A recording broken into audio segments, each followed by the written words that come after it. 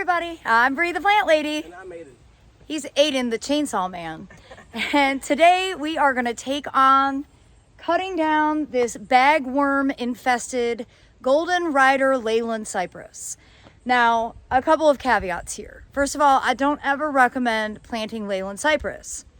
When we first moved to this property, Leylands were on both property edges and they have all fallen over the years. It's cost, I don't know, probably close to $10,000 to have them all removed. They're really not an appropriate conifer for separating property borders because, first of all, they get too big. No one needs an 80-foot tall conifer. You need human-sized screening if you don't want to see your neighbors. They're also very disease prone, and then here, specifically in the southeast, they're very prone to getting bagworms, which are actually a native insect.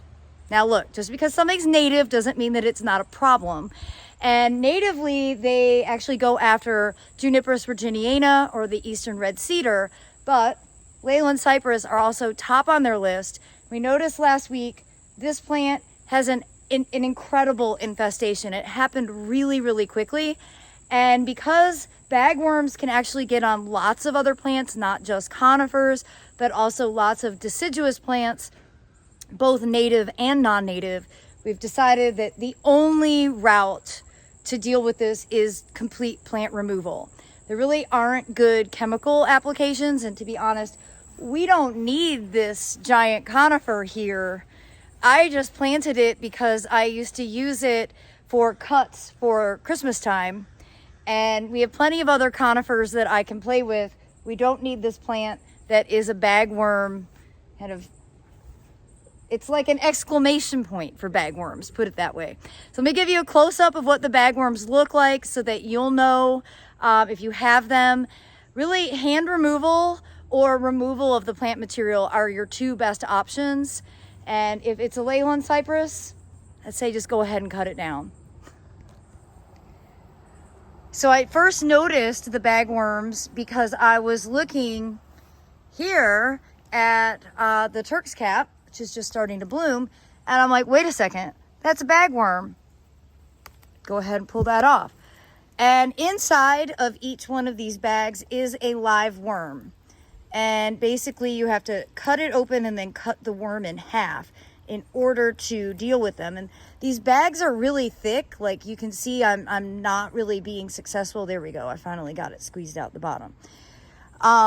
What we're gonna do here, because we're not gonna go through and squeeze every single one of these bags, and you can see there are hundreds, probably realistically thousands of bagworms on this plant now. We're gonna drag this deep into the woods and keep our fingers crossed and really just pay attention. If we see any new bags emerging, then we will do hand removal on any of the other potential host plants. Basically, any plant can be a host plant for bagworms. So when you see this funny little almost cone-like structure, you know that is a sign of a problem. And like I said, they are native to the eastern part of North America. It doesn't mean that they're a beneficial insect. They aren't.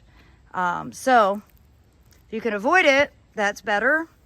And remember, the world with one less Leyland is a better place to wake up in. So obviously the chainsaw is the logical tool for the main removal, but we were just having a discussion like what's the best way to get to it. And Aiden pulled out an axe. I think it's just because you like axes. I don't know. I think loppers are probably the easier thing to get in and make some initial cuts, so getting in to the trunks is easier. And you can cut this in, because it's you and me. Yeah. Well, I was gonna cut it from right there. Cut it in. That way it's not so much work to get it pulled into the woods. And then I did bring out my small pruners, just because cutting the bags in half does bring me joy. I'll go ahead and demonstrate because the bags are everywhere. But actually, it's really funny. I did squish it, but it's hard. It's hard to do. Try it. You see the bags are everywhere. But those bags are really thick. You see how like the pruners don't want to pull apart? Mm-hmm. Yeah. So killing the bagworms brings me happiness, but the process is a bit more involved.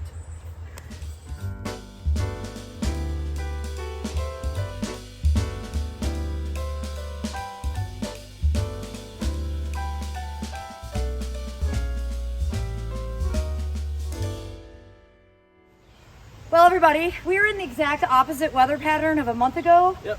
Where now we're having to do projects in between rainstorms and it's starting to rain. But I hope you agree, the space is gonna be way more interesting without that giant bagworm infested Leyland.